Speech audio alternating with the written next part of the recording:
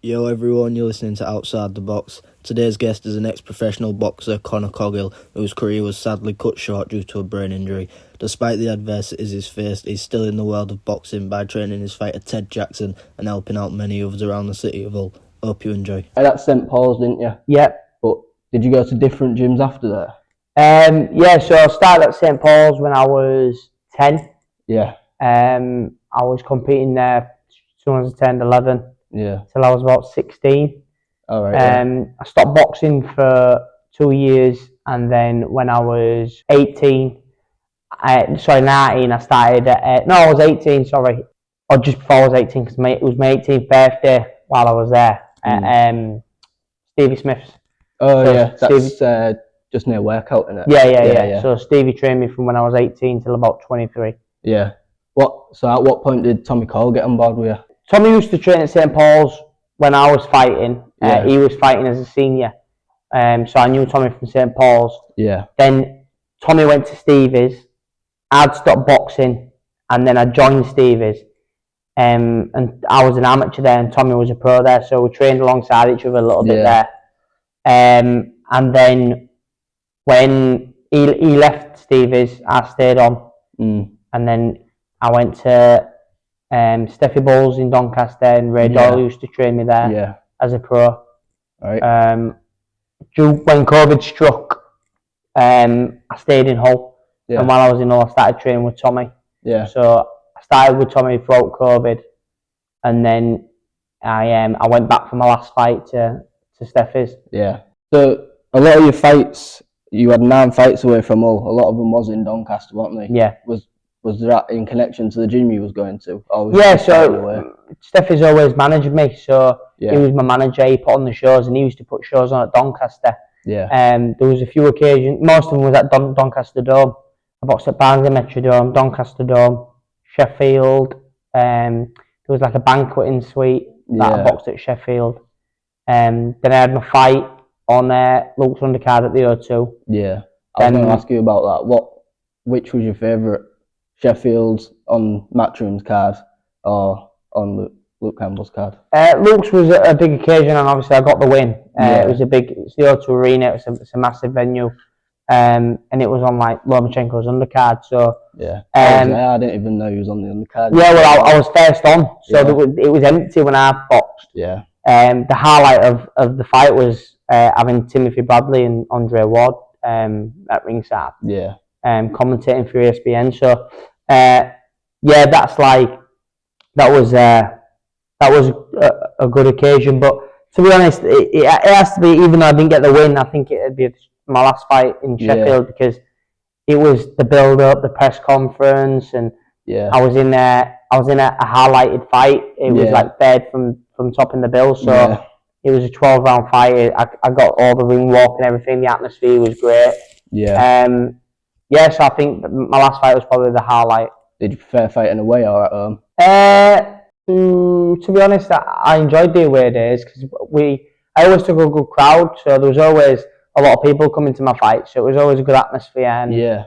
But you can't beat fighting in your hometown. I mean, I boxed at the Bonus Arena and I sold 400 tickets. For my first fight in Hull. And that was a great atmosphere. I know Tommy used to do quite well ticket selling. Did you do well? I did well. It was getting bigger and better, to be honest. I think if things didn't happen the way it did, I was going to be pushing on to big fights. And I think from my last performance, although I didn't think that I was a featherweight, I thought I was a super bantam. We was going to go down to super bantam. Yeah. And I think we'd have really done well at that weight and built up a bigger fan base than I already had.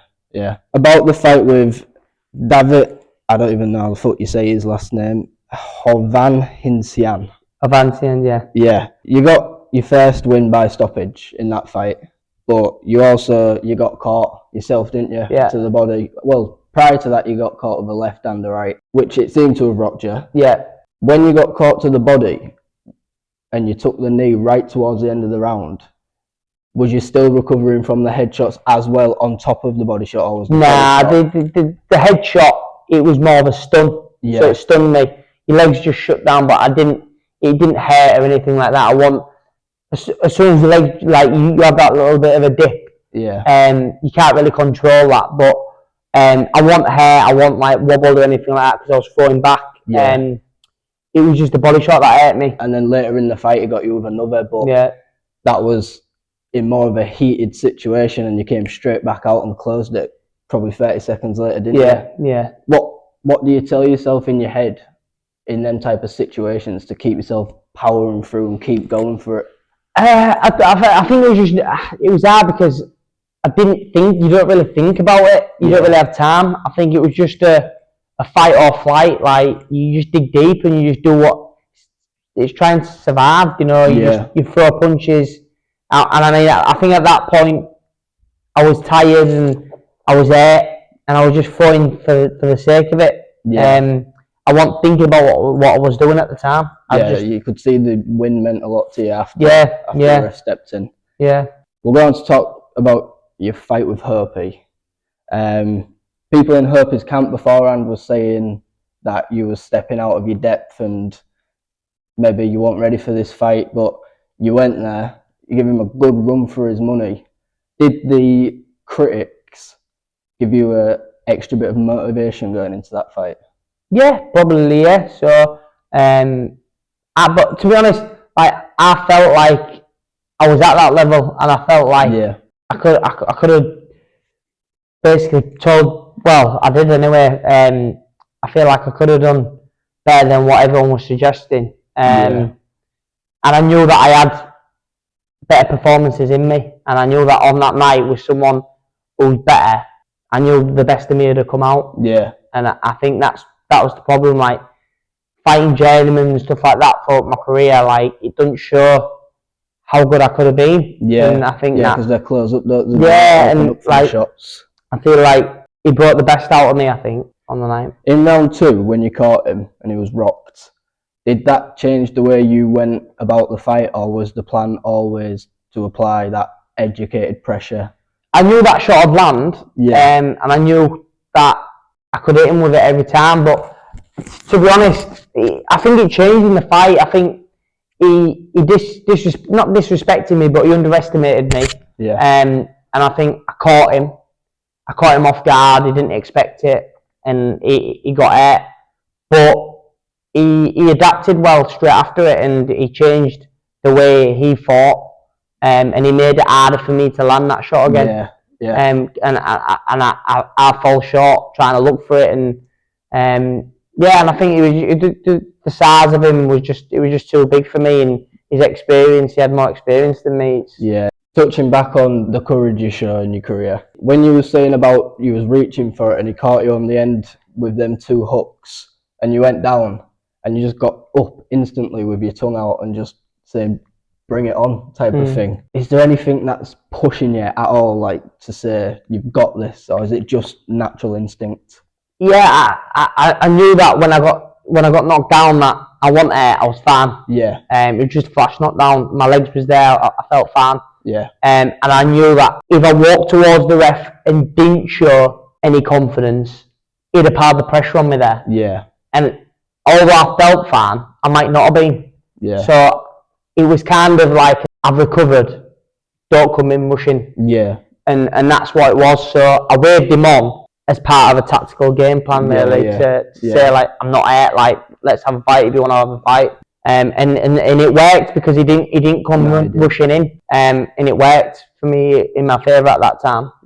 Was there any point in the Herpy fight where you felt, obviously you picked up your career-ending injury, sadly, is there any point in the fight where you felt something wasn't right, or did you feel fully fit until I felt fit, I felt fine. After the fight I felt fine. I sat back and watched Terry. I watched the Lee Wood Josh Thornton fight, and I felt fine. I had a bit of a mild headache, and just assumed it was just a bit of concussion. I'd just been in a 12-round fight, so you're not going to feel great. But I didn't feel like there was nothing serious going on in my head. And what was the process of you finding out? I went on holiday with my family a week after. We went to Blackpool, and I had a really pounding headache leading up to the Saturday. I think it was, I'd been around the zoo in Blackpool with my family, I got home and I started getting these like real bad, like sharp headaches, and I was hearing things that weren't there. Yeah. Like echoing in my ear. Like, Yeah. like there was like when people talked, it echoed. Yeah. Like it repeated itself. Like, say for instance, my grandma said something to my sister, I'd hear it, and then I'd hear it quietly in my ear after it. So I knew something wasn't right then. So we went to hospital with me and my missus, Kirsty. So we go to hospital and they rushed me straight through. And they said, I thought they was joking. I thought they shut the door and said, they scanned me and said I've got a bleed on the brain, and I just couldn't believe it. I didn't think it was true. In denial. Yeah, and then for the next day or two, I think it was the next 4 days was just the worst headaches I've ever had ever. It was unreal. And now it's having like these painkillers constantly. I don't take them as it is. Yeah. And I'm just constantly on codeine and painkillers. I had a needle in my arm giving me pain relief. Oh, it's awful, isn't it? It was horrendous at the time. So yeah. Was it when they told you you've had a bleed on the brain? Was that it straight away? They said you couldn't box anymore. I said, well, like, can I box after it? And he said, no, the doctor. He said, you won't be able to fight. So that was instant. And then the first person I contacted was Steffi. And I told Steffi. And then told like my other coaches. I think I texted or rang Tommy, told him, and I told Stevie Smith as well. And and then obviously I told Steffi, I think it was the next day, that Steffi came down to Blackpool actually to see me with Jason Cunningham. Yeah. So they both drove down, came to see me. And I said, I don't really know how to like tell people and stuff like that, because obviously I knew that eventually the old Daily Mail will find out about it, and then they'll put something out, and I just didn't want to, I didn't know how to tell people. So I said, Steffi, can you put like a statement and just let people know? So he did that, and then I think it was about 3-4 days later I announced my retirement as well. Yeah, it must have been devastating for you. Yeah, it was. I knew how much hard work you put in. Yeah, it was probably the worst time in my life at the time. Have you spoke to Hopi since?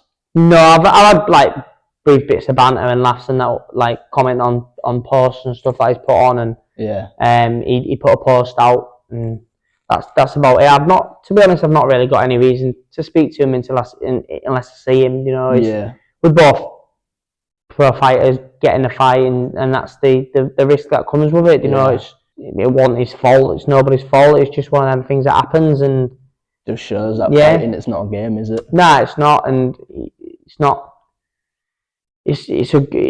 Tony Bellew said it's a beautiful sport, but it's got to be done safely, and it can be a dangerous sport if not done properly. Yeah.